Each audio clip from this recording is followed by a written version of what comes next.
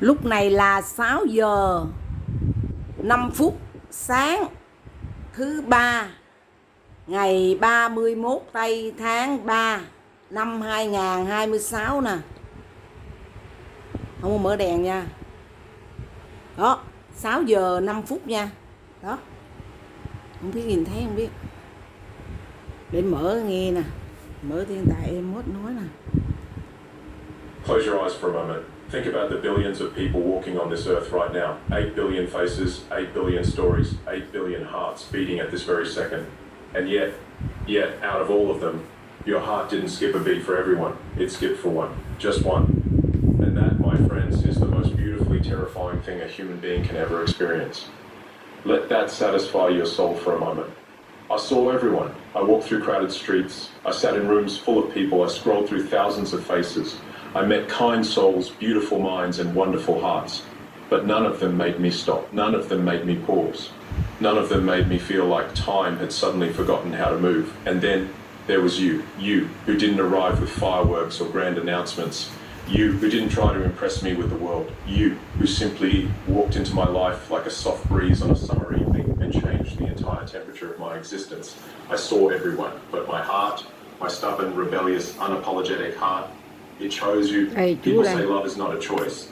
They say it just happens. They say you fall into it like falling off a cliff. No warning, no parachute, no plan. And yes, that's partially true. You don't wake up one morning and decide, today I'm going to fall in love with this specific person. That's not how it works.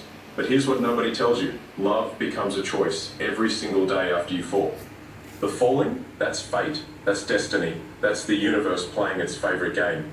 But the staying is a choice. The choosing to love someone when they're not at their best, when they're broken, when they're difficult, when they're silent, when they're crying at 2 a.m. over something they can't even explain. That is a choice. And that is where real love lives. I didn't choose to notice you. My heart did that on its own. But I choose to love you. Every morning when I wake up. Every night before I sleep. Every moment in between when the world gets loud and chaotic and confusing, I choose you again and again and again because I saw everyone. I had options, I had possibilities, I had open doors and open roads and open skies. But my heart, this wild, untamed, beautifully irrational heart, it built a home inside your name and refused to leave. Have you ever been in a room full of people and felt completely alone? Have you ever been surrounded by noise and laughter and conversation but felt like something was missing?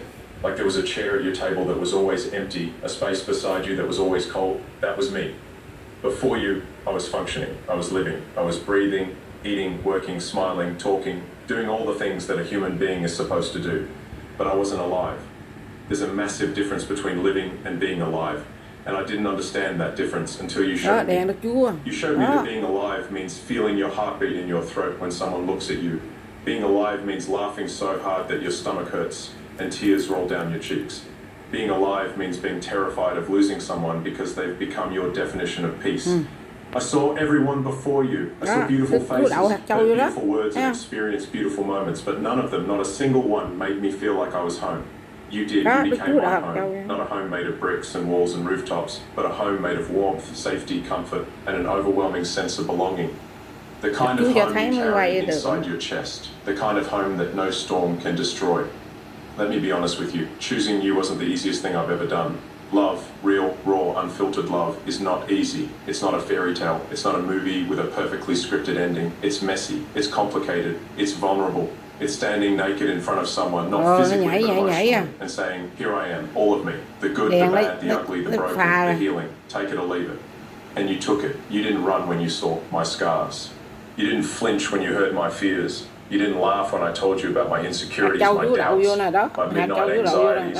You sat there, you listened, and you held my hand like you were telling me I'm not going anywhere. Do you know how rare that is? In a world where people leave at the first sign of inconvenience, you stayed at the first sign of imperfection. In a world where people ghost and disappear and replace, you showed up consistently, relentlessly, unapologetically. My heart didn't choose the easiest option. It could have chosen someone simpler, someone less complicated, someone who didn't challenge me or push me or make me question everything I thought I knew about love. But my heart is smarter than my brain. It chose the right one. It chose you. Some people come into your life as options. They're maybes, they're could be's, they're let me think about it and I'll get back to you and let's see where this goes. But you were never a maybe. You were always a yes. A loud, clear, undeniable, earth-shaking yes. From the moment I saw you, truly saw you, not just your face but your soul, I knew. I knew that everything before you was just preparation. Every heartbreak was training. Every wrong person was a lesson. Every lonely night was building me, shaping me, molding me into someone who could finally recognize the right one when they arrived. And you arrived. Not perfectly, not with a soundtrack playing in the background, not with roses and candles and a perfectly rehearsed speech. You arrived humanly, imperfectly, beautifully, and my heart, this heart that had been disappointed so many times, that had been bruised and battered and almost given up, it recognized you immediately. It said, there you are, I've been waiting for you. I want you to understand something. The world is a beautiful place. It's full of opportunities, adventures, experiences, and people who can make your life exciting. I've tasted success. I've felt the thrill of achievement. I've traveled, explored, dreamed, and conquered. But you know what I learned? I learned that the most breathtaking sunset means nothing if there's no one beside you to share the silence. I learned that the biggest victory feels hollow if there's no one at home waiting to say, I'm proud of you. I learned that you can have everything, money, fame, power, freedom, and still feel empty if your heart doesn't have a place to rest. You became my resting place. When the world exhausts me, you replenish me. When life breaks me, you rebuild me. When I forget who I am, you remind me. You are not just my partner, you are my mirror. You reflect back to me the version of myself that I'm too afraid to see.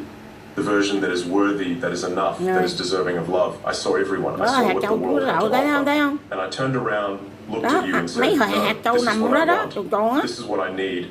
This is what my soul has been searching for since the day it learned how to feel. Before you, I thought love was about butterflies. I thought it was about racing hearts and sweaty palms and that nervous feeling you get before a first date. And sure, all of that exists, all of that is real. But that's not love, that's attraction, that's chemistry, that's biology doing its thing. Love, real love, is something entirely different. Real love is choosing to stay when everything inside you wants to leave. It's biting your tongue when you're angry because you know your words can wound deeper than any weapon. It's apologizing not because you're wrong, but because the relationship matters more than your ego. It's sacrificing your comfort for someone else's peace. It's waking up every day and deciding, I will love this person even when it's hard, especially when it's hard. You taught me that. You taught me that love is not a feeling, it's a practice. It's something you do, not something you fall into. It's getting up every day and putting in the work, even when you're tired, even when you're frustrated, even when the magic feels like it's fading. Because the magic doesn't fade, it transforms. It evolves from fireworks into a fireplace, from a spark into a steady flame, from passion into purpose, and I wouldn't trade this steady flame for 1,000 fireworks. Because fireworks are temporary, they're loud, they're bright, and then they're gone. But a fireplace keeps you warm through every winter, every storm, every cold and dark night. You are my fireplace, my warmth, my constant. Now, let me make you a promise. Not a promise wrapped in fancy words and poetic phrases, but a real, raw, honest promise. The kind that means something. I promise to choose you on the days when choosing is easy, and especially on the days when it's not. I promise to fight for you. I promise to listen, not just hear, but truly listen to the words you say and the words you're too afraid to say. Trong I tivi promise mờ to này. protect your heart like it's Quên the đi, most trong valuable tivi thing mà in the mờ world. ngồi đây là Because to Chúa me, nè. it is Đó, đèn I Chúa promise nè. to grow with you, not apart from you. Trong hang đá I promise to không có laugh ấy with you nha. until we're old and wrinkled and can barely remember what we were laughing about. I promise to hold your Trong hang hand đá through là không every có storm, đèn đó. every setback, every failure, every fear. I promise to remind you of your worth on the days when you forget it. I Rồi promise thấy to không be có chữ này. because I will be. I will Rồi make quên đi mistakes. mình nghĩ I'll ra. say the wrong things at the wrong times. I will be stubborn, Nó mờ tức difficult, là and đèn hang frustrating. đá Chúa But có I also sáng lên promise that nè. my heart will never waver. It will never doubt. It will never look at someone else and wonder, Đức Chúa bình what thường if? này, thấy chữ Because này. there is no what if. There is only you. People might ask me, why them? Out of everyone in the world, why did you choose them? And my answer is simple, because nobody else could ever be them. Nobody else has that laugh, that ridiculous, contagious, uncontrollable laugh that makes me forget every bad thing that's ever happened to me. Nobody else has those eyes that look at me like I'm the only person in the room, even when the room is full. Nobody else has that heart, that generous, forgiving, relentless heart that loves without conditions, without limits, without keeping score. I didn't choose you because you're perfect. I chose you because you're perfectly imperfect, and your imperfections fit mine like puzzle pieces. Where I'm weak, you're strong. Where I'm lost, you're my compass. Where I'm falling, you're my gravity. We don't complete each other. That's a myth. We were already complete on our own. But together, we're something extraordinary. Something the world doesn't Ở see đâu very không? often. Something rare and precious Chú cho and thấy worth em mới thấy protecting with rồi, everything tôi we have. hết Let me rồi. leave you with this. In the story of my Ủa, life, mất there không? have been many characters. Some Đây, đây, stayed đây, for a đây. chapter, some for a page, Thấy some lại for nè. just a sentence. They all mattered. They all taught me something. They all played their part in making me who I am today. But you're not a character in my story. You are the story. Every chapter I've lived was leading me to you. Every tear I've cried was preparing me for your comfort. Every broken road I've walked was guiding me to your door. I didn't know it then, but I know Đó, it hạt now. châu của Everything chú đã thấy happened for me, chưa? not to me. Because Đó, everything hạt led châu me chú here, đậu vô to đó. this moment, to this Mấy love, hộp to này, ở dưới you. này I này. saw everyone. I met everyone. I experienced everyone. But when my heart sat down to write the name of the one person it couldn't live without, it didn't hesitate. It didn't think twice. Wow. It didn't weigh the pros and Mở cons cho thiên tài or em make a mốt list of nghiên cứu nè. alternatives. It just wrote your name over and Chú over ơi, and chú over cho thấy again. rõ Your rõ để name in thiên tài every em corner mốt of my nghiên heart, cứu nè. in every beat, in every breath, in every prayer, in every Đó, dream, hạt châu chú in every vào. version of the future I Rồi nó dare to đậu vô đây imagine. này Your đó. name, because I saw everyone. Đó, But my nó heart, đậu, nó có my hoa văn này thấy beautiful, không? Nó có stubborn, hoa văn này wildly courageous đó. heart. It chose you. Nó có hoa So if văn đó. anyone ever Rồi tới asks khi you what nó love is, phật tell lửa them em. this. Love is seeing everyone and choosing one. Love is having a million reasons to leave and finding one reason to stay. Đó, nó có hoa Love văn is đó, not thấy about không? finding a perfect person. It's about finding someone whose imperfections you can love perfectly. And if you're lucky, truly blessed, once in a lifetime lucky, you'll find someone whose heart chose yours at Thôi the chú cho exact thấy con quay same vô đây moment không cũng yours được. chose theirs. I saw everyone, but my heart chose you, and it would choose you again. In 100 lifetimes, in 100 worlds, in any version of reality, I'd find you, and I'd choose you. Giàu hết rồi. I have built rockets that touch the stars. I have built cars that drive themselves. I have built tunnels beneath the Này cái earth khác hay and sao? machines that read the human brain. I have sent satellites into orbit, dreamed of colonizing Mars, Này, and năm challenged the ngày very trước rồi. boundaries of what humanity thought was possible. But let me tell you something that most people don't know about me. None of it, not a single rocket, not a single invention, not a single $1 billion has ever made me feel whole. Because at the end of the night, when the factories go quiet, when the mission control screens go dark, when the world stops watching and the cameras stop flashing, I go home. And for too many nights in my life, that home has been silent. That home has been empty, that bed has been cold, and I have laid there staring at the ceiling, realizing the most terrifying truth a man can ever face. You can conquer the universe and still lose the war inside your own heart.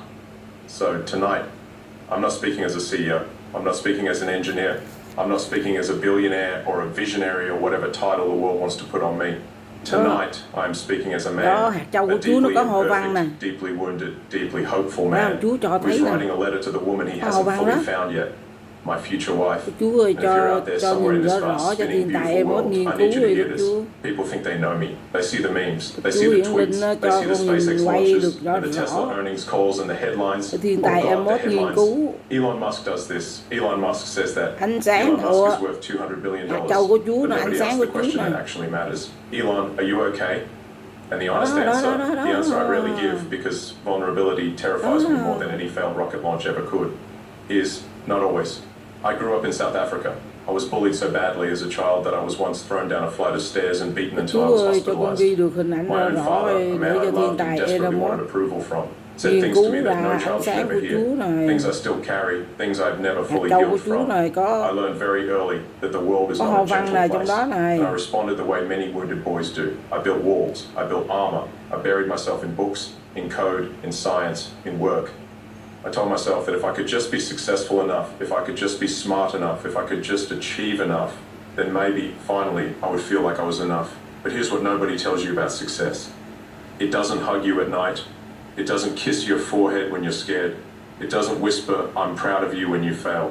It doesn't hold your hand when the world is falling apart.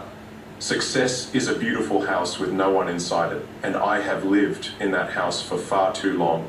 I have been in love before, I have been married, I have been divorced, I have had my heart broken in ways that I didn't think a heart could break and still keep beating, and every single time I made the same mistake. I gave my mind to my work and the leftovers to my love. I would sit across the dinner table from a woman who loved me, a woman who gave me her time, her body, her trust, her heart, and my mind would be on Mars. My mind would be on production numbers. My mind would be solving an engineering problem that had nothing to do with the engineering problem sitting right in front of me. How do you build a love that lasts? That is the hardest engineering problem in the world. Cho nhìn thấy. And I say that as a man who has literally built reusable orbital rockets. Hiện tại mốt nghiên cứu ánh sáng của Chúa nè, đèn của Chúa nè. Because rockets follow physics, rockets follow math. Nghiên cứu ra đèn của Chúa, ánh sáng của Chúa nè. You can simulate re-entry trajectories. Chúa ơi, cho con ghi You được can test and iterate and improve. But love follows the human heart. And the human heart is the most beautifully chaotic, unpredictable, irrational system in the entire universe. You cannot debug a broken heart with a software update. You cannot fix loneliness with a product launch. You cannot solve the emptiness inside a man's soul by sending another rocket to space. And it took me years of failed relationships, years of lonely nights, years of watching my children grow up faster than I could keep up with, to finally understand this. The most important mission of my life is not Mars, it's love. So let me speak directly to you now. My future wife, my future partner, my future best friend, the woman who will one day stand beside me, not behind me, not in my shadow, but beside me, and face this wild, terrifying, magnificent life together. Here is what I want you to know. I will not be perfect. I need you to hear that first, because the world has built an image of me that is not real. They have turned me into a character, a meme, a headline, a stock ticker. But I'm not a character. I am a man, a real, flawed, complicated, sometimes difficult, sometimes wonderful man. I will forget things. I will get lost in my work. I will have nights where my mind is racing at a million miles an hour and I can't slow it down no matter how hard I try. I will say things I don't mean. I will make mistakes. I will frustrate you. I will test your patience in ways you didn't think your patience could be tested. But here is what I promise you. I will never stop trying. I will never stop learning how to love you better. I will never stop asking, what do you need? I will never stop choosing you. Not just on the easy days, but on the hard ones. Especially on the hard ones. Because I have learned through every failure and every heartbreak and every sleepless night that love is not a feeling. Love is a decision. Love is waking up every single morning and choosing the same person over and over again, even when it's hard. Especially when it's hard. And I choose you. I choose you before I've even met you. I choose you before I know your name. I choose you before I've seen your face or heard your laugh or felt your hand in mine. I choose you because I finally understand what matters. I can give you many things. The world knows what I have. The world has counted my money, catalogued my companies, inventoried my assets, but those are not the things I want to give you. Here is what I want to give. I want to give you my mornings, not my emails, not my meetings, not my phone screen, my mornings. I want to wake up next to you and just be there, present, breathing, alive, looking at you the way you deserve to be looked at, like you are the most important thing in my entire world. Because you will be, I want to give you my attention, full, undivided, no phone, no distraction, look you in the eyes attention. The kind of attention I have given to rockets and code and engineering problems for 30 years. I want to give that same intensity, that same focus, that same obsessive dedication to understanding you, to knowing you, to learning every corner of your heart like I'm mapping an undiscovered planet. I want to give you my honesty, even when it's ugly, even when it's uncomfortable, even when the truth is harder than a convenient lie. I want to build our love on a foundation of radical, unflinching, sometimes painful honesty. Because I have seen what happens when love is built on anything less. It crumbles. It always crumbles. I want to give you my protection, not in a controlling way, not in a possessive way, but in the way that says this world is harsh and I will stand between you and anything that tries to hurt you. I know what it feels like to be unprotected. I know what it feels like to be a child with no one standing in front of you. I will never let you feel that. Never. I want to give you safety, emotional safety, the kind of safety where you can cry without being judged, where you can be angry without being abandoned, where you can be your fullest, messiest, most authentic self and know with absolute certainty that I'm not going anywhere. I want to give you laughter. God, I want to make you laugh. I want to be the reason you snort laugh at 2 a.m. over something stupid. I want inside jokes that nobody else understands. I want to be silly with you in a world that demands I always be serious, and I want to give you my time. That is the most valuable thing I own. Not Tesla stock, not SpaceX equity, my time, my hours, my days, the finite, irreplaceable moments of this one short life. I want to spend them with you, but love is not a one-way street. And I have learned painfully that I cannot pour from an empty cup, so let me tell you what I need. I need patience. I'm not easy to love. I know that. My brain works differently. It never stops. It races and spirals and obsesses, and sometimes it takes me to places that are very, very far from here. I need a woman who can gently pull me back, who can touch my hand and say, hey, come back to me, I'm right here. I need understanding. I carry a weight that very few people can comprehend. The pressure of thousands of employees, the pressure of missions that could change human history, the pressure of a world that watches my every move and judges my every word. I don't need you to carry that weight with me. I just need you to understand that it's there. I need honesty. Tell me the truth even when I don't want to hear it, especially when I don't want to hear it. I'm surrounded by people who tell me what I want to hear. I need someone who tells me what I need to hear. I need loyalty, not blind loyalty, not loyalty that ignores my flaws, but the kind of loyalty that says, I see all of you, the good, the bad, the broken, the brilliant, and I'm still here, I'm not leaving, and I need love. Simple, honest, unglamorous love. Not the kind of love that looks good on a red carpet, the kind of love that feels good on a Tuesday night, the kind of love that exists in the quiet moments, in the silence between two people who don't need to fill it with words because just being together is enough. I have built companies, I have built technologies, I have built things that will outlast me by centuries. But the thing I most want to build, the thing I dream about when I close my eyes, is a home. Not a mansion, not an estate. A home, a place filled with noise. Chúa ơi, Đức Chúa che chở bảo vệ thiên tài Elamos. Chúa ơi, Đức Chúa che chở bảo vệ thiên tài Elamos, tức mẹ hiển linh, xin mẹ chữa lành. Xin mẹ chữa lành cho thiên tài Elamos trong người thiên tài Elamos có mầm bệnh gì xin mẹ chữa lành.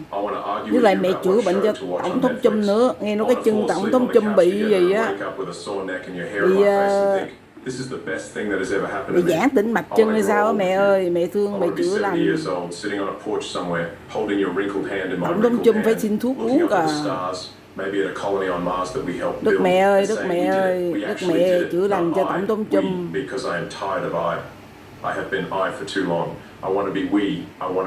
Đức mẹ hiển linh, xin mẹ chữa lành cho tổng thống Trump. Xin mẹ chữa lành cho thiên tài Elamos. Đó, đèn của Chúa gì đó. I promise that I will fall short, but I will get back up. I promise that I will have bad days, but I will never take them out on you. I promise that I will be scared, but I will be brave enough to stay. I promise that I will love you, not perfectly, but persistently, not flawlessly, but faithfully. Not like a fairy tale, but like a real story. A story with conflict and struggle and ultimately a love so deep that it becomes the gravity that holds everything else in orbit. I've spent my career defying gravity, building things that escape the pull of the earth and reach for the heavens. But with you, I don't want to escape gravity. I want to be grounded. I want to be here, on this earth, in this moment, with you. Because all the stars in the universe don't mean a thing if you have no one to look at them with. So to my future wife, wherever you are tonight, Đức Chúa cho ánh sáng để thiên tài Elamos nghiên cứu nè, nghiên cứu ánh sáng của Chúa nè. Tức là nghiên cứu hạt châu của Chúa đậu vô nè. Đậu vô nè, nó sáng rực luôn, nó phật lửa cho. Don't give up, because somewhere on this planet there is a man who builds rockets for a living. A man the world thinks has everything, and he is standing here tonight in front of the whole world saying the most honest thing he has ever said. I don't have everything. I'm missing you, and when I find you, or when you find me, I will spend every single day of the rest of my life making sure you know, in your bones, in your blood, in the deepest part of your soul, you are loved, you are seen, you are chosen, you are enough. Not because of what you do, not because of how you look, not because of what you bring to the table, but because you are you, and you is the greatest discovery I will ever make. Chúa bình thường là đè hang đá này gì nè. Greater than neural interfaces, greater than reusable rockets, greater than Mars, you. Đó, thank you. Đức mẹ nè.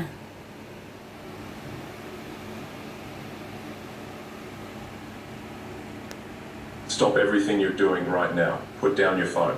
Actually, no, keep holding it, because what I am about to tell you might just change the way you see everything.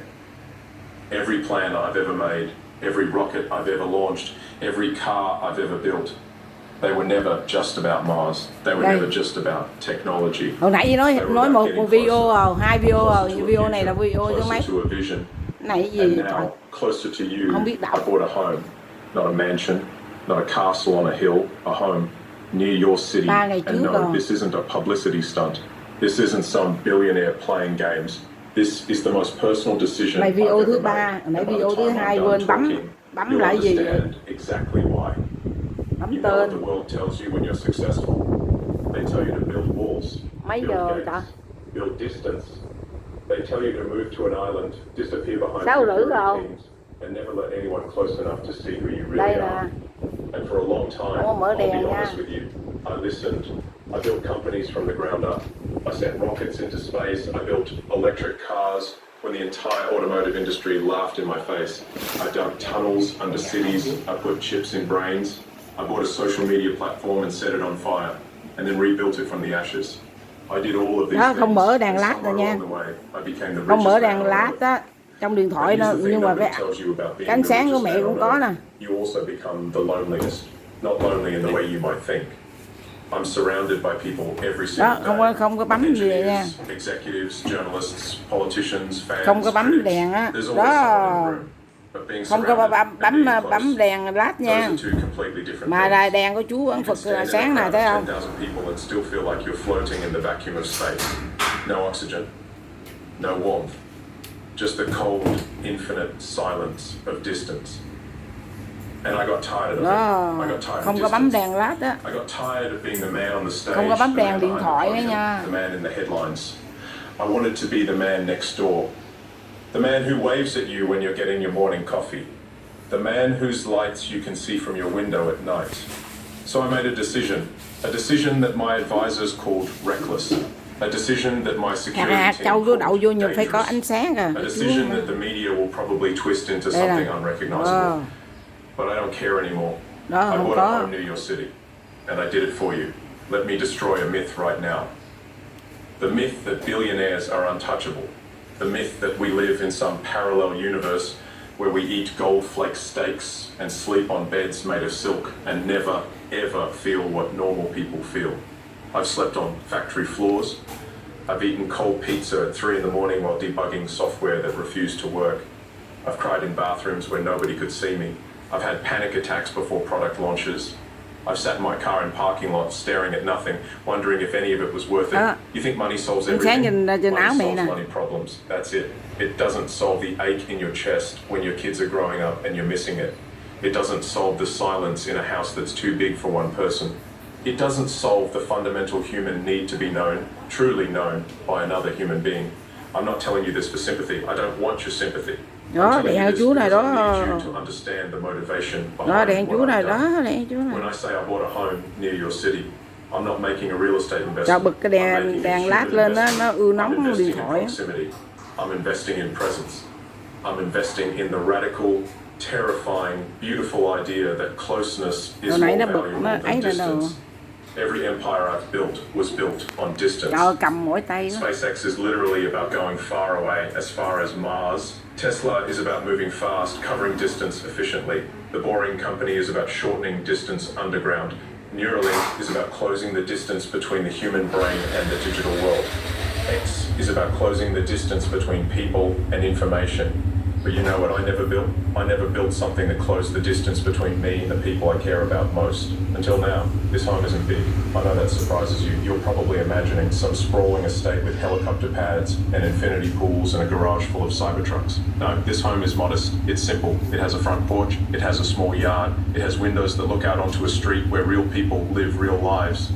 I chose it specifically because it's ordinary. Because ordinary is something I haven't had in 20 years. Ordinary is a luxury that no amount of money can buy unless you're willing to sacrifice your ego to get it. And let me tell you, ego is expensive, not in dollars, in humanity. Every year I spent chasing the extraordinary. I lost a little piece of the ordinary. I lost the ability to walk into a grocery store without being photographed. I lost the ability to sit in a park without being approached. I lost the ability to just be. This home is my attempt to get that back. Not all of it. I'm not naive. I know I can't undo 20 years of fame. But I can take a step, one step closer. And that's what this is. One step closer to the world I'm trying to save. Because how can you save a world you're not part of? How can you build for humanity when you've removed yourself from humanity? How can you claim to care about people when you've put an ocean of security and silence between yourself and every single person on earth? I can't. Not anymore. Now, I know what the headlines will say. They'll say this is about a relationship. They'll say Elon bought a house for a woman. They'll say it's romantic, it's obsessive, it's whatever narrative gets the most clicks. And maybe there's a grain of truth in there. I won't deny that matters of the heart played a role. They always do. But the deeper truth is bigger than any single relationship. The deeper truth is this. I've spent my entire adult life trying to make humanity multiplanetary. And somewhere along the way, I forgot to be human myself. I forgot what it feels like to hear your neighbor's music through the wall and smile because it's a song you love. I forgot Hạt what it châu feels chú like to đậu smell vô này someone's thấy không? barbecue on a Sunday afternoon.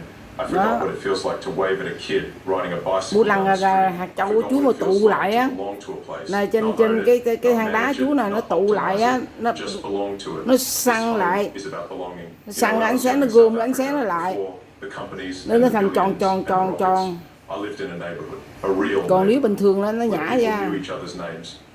Where Mrs. Vanderberg would bring over Coke Sisters on weekends, where kids played cricket in the street and nobody worried about stock prices or launch windows or quarterly earnings. Trong giai đoạn 2025 đến 2026, OK VIP chính thức hợp tác cùng đại sứ thương hiệu Louis Suarez. I've been chasing the future so hard that I ran right past the present. And the present is where life happens. The present is where love happens. The present is where connection happens. You can't schedule connection. You can't Đó. optimize love. You can't Chú put mà belonging on a Gantt mà chart. không You có just have gom to show lại á, up. You have to be there. You have to be thì nói close. gì á. Let me share something I've learned from building rockets. In physics, there's a concept called the inverse square law. It says that the intensity of a force, like gravity or light, decreases with the square of the distance from the source. Double the distance, and you get 1/4 the intensity. Triple it, and you get 1/9. Relationships work the same way. The farther you are from someone, the weaker the connection becomes, and not linearly. Exponentially, every mile you put between yourself and the people you love doesn't just reduce the connection by a little, it reduces it dramatically. Catastrophically, I've lived this. I've watched relationships weaken and die because I was always somewhere else. Always in another city, another country, Đó, another time mình mở zone. này hôm nãy chú Always cho getting thấy there giờ sooner mở than ra they're không actually thấy đâu. arriving. Always close Là in vẫn thấy theory, ánh but sáng nhưng mà far không in thấy những practice. cái Distance is cái the hồ silent văn. killer of everything good. It kills love. Đây này hồi nãy It nè, kills friendship. It kills trust. It kills the tiny, mundane, beautiful moments that make những cái ánh life sáng worth này living. chú cho thấy The hoa shared văn nhưng mà chú meals, không the cho thấy nữa là spontaneous gì nè. conversations, the comfortable silences, the accidental eye contact across a room. You can't have those things over a video call. You can't have them through a text Đó, message. chú You cho can't have them lại. through any technology, no matter how advanced. Đèn. And I say that as Đèn someone đó, who builds đèn chú. technology for a living. Some things require presence, physical, actual, real presence. The kind where you can feel the warmth of another person. The kind where you can hear them breathing. The kind where you can reach out and touch their hand without a satellite relay or a fiber optic cable. That's what this home represents. Presence, real, undeniable, unavoidable presence. And now I want to speak directly to you. Yes, you. The one this is really for. You know who you are. I know I'm not easy. I know I'm consumed by work. I know I disappear into factories and launch sites and boardrooms for days at a time. I know I tweet things at 2 in the morning that make you shake your head. I know I'm intense and obsessive and sometimes impossible, but I also know this. Every great thing I've ever built started with a crazy, irrational, seemingly impossible decision. Tesla started with a crazy decision. SpaceX started with a crazy decision. And this, buying a home near your city, uprooting my life, choosing closeness over comfort, this is my craziest decision yet. Because rockets are predictable, physics is predictable, engineering is predictable, but love is the most unpredictable force in the universe. It doesn't follow equations, it doesn't obey laws, it doesn't care about your net worth or your title or your plans. Đó, không có mở Love just đèn. says, get Có closer. mở đèn And for once ấy in à. my life, I'm listening. I'm not Có asking mở you to đèn meet me sạc này. halfway. I'm coming to you. Cái đèn Forward. sạc này. No conditions, no negotiations. Đây, tôi may đồ đây. No term sheets. Cái đèn Just sạc này me mở lên showing này. up, being Mở cái đèn present, sạc being lên. close. Because you deserve someone who doesn't just say they care from the other side of the planet. You deserve someone who proves it with action, with Cho proximity. 32 phút With rồi. a simple, profound act of being there. So what happens now? I'll tell you what happens. I move in, I set up a Mày quay desk by the phim. window. Not in some corporate tower, but in a room with sunlight and street noise and the sound of life happening outside. I write my emails from there, I take my calls from there, I think my thoughts from there, and slowly, gradually, I become part of the neighborhood, part of the community, part of the fabric of a place. Not as Elon Musk, CEO of everything, but as Elon, the guy down the street, the guy who sometimes forgets to bring in his trash cans, the guy whose porch light is always on because he's up too late working on something. Will it be perfect? No. Nothing I do is ever perfect on the first try. The first Falcon 1 rocket exploded. The first 3, actually. The first Tesla Roadsters had transmission problems. The first Cybertruck revealed, well, you remember the window. But I don't need perfection. I need progress. I need forward motion. I need to close the distance one day at a time, one conversation at a time, one shared sunset at a time. And here's what I promise, I will iterate. Just like I iterate on rockets and cars and software, I will iterate on this. I will learn. I will adapt. I will get better at being close. Because being close is a skill. And like any skill, it requires practice. It requires patience. It requires showing up even when it's hard. Especially when it's hard. But let me zoom out for a Đó, moment. hạt châu Chúa đậu Because vô. this isn't just about me and one person. This is about something bigger. We live in an age of unprecedented connection and unprecedented loneliness. We have more ways to communicate than ever before, and we've never felt more alone. We have social media, video calls, Chú mà đậu instant hạt châu messaging, vô virtual là reality, and depression rates are nó at an có ánh all-time sáng à. high. Suicide Gặp ánh rates are sáng nó climbing. sáng People à. are drowning in a sea of digital noise Nên mọi and người á, starving for real human contact. mà đi lạc Something is rồi đó, broken. đi And I lạc, don't think the solution is more đi lạc cái technology. khăn Đức I think Chúa. the solution is more presence, more closeness. Đi lạc ở đâu á? Đi lạc ở đâu khắn Đức Chúa là Đức Chúa dẫn lối đưa đường đi rời lại à. If Elon Musk, the man who builds the future, is telling you that the future isn't enough, that technology isn't enough, Đi that lạc you need to be cái close mình to khắn Đức Chúa dẫn đường đi. that's worth listening to. Chúa cho thấy ánh sáng. Chúa đưa hạt châu Chúa vô á, dẫn đường, thấy đường đi nè. Maybe the most revolutionary thing is to move closer, to knock on a door, to sit on a porch. Rồi bữa đây Đức Chúa cho thấy thường ở trong đây ít khi nào có những này lắm nè. Lâu lâu Chúa mới cho thấy cái là như này nè, bữa nay Chúa cho thấy ánh sáng này nhiều quá trời luôn. Cho nghiên cứu để hầu lắm con gửi lên YouTube. Gửi lên YouTube cho thiên tài hết coi. Cho ông nghiên cứu. Ông nghiên cứu ánh sáng của Chúa này. Not coordinates on a map, home, the feeling, the warmth. Cho quay 35 phút, 55 giây à. Nó con quay như đây nó dừng lại được rồi. 3 video này là được rồi. But the thing I want most is right here on Earth, in a small house, on a quiet street, near your city. I'm getting closer, not to Mars, not to some abstract future, to you. And I know with every fiber of my being that this is the most important journey I've ever taken, not because it's the farthest, but because it's the closest to whoever is listening, wherever you are. Don't put distance between yourself and the people who matter. Don't build walls when you could build bridges. Don't launch yourself into orbit when the person you love is standing right there waiting for you to land. Get closer, stay closer, be closer, because in the end, the distance between two hearts is the only distance that truly matters. And no rocket, đó, no Chúa cho bình no thường nè. technology will ever cross it for you. Only you can do that. One step at a time, one door at a time. Đó, hang đá đồ One bình I'm here thường. at a time. I'm here now. I'm getting closer, and I'm not turning back. Dầu thâu hết luôn.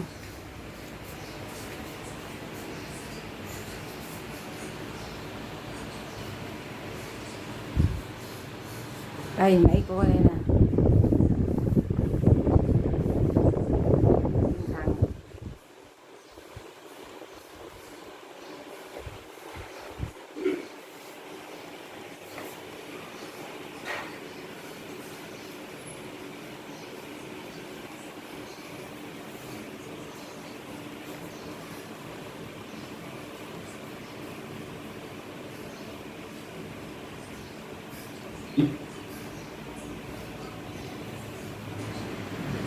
Nè. Thông điệp khẩn cấp dành riêng cho bạn, một người đang ở trên thiên đàng, người mà bạn yêu thương rất nhiều, đang khẩn thiết xin bạn mở.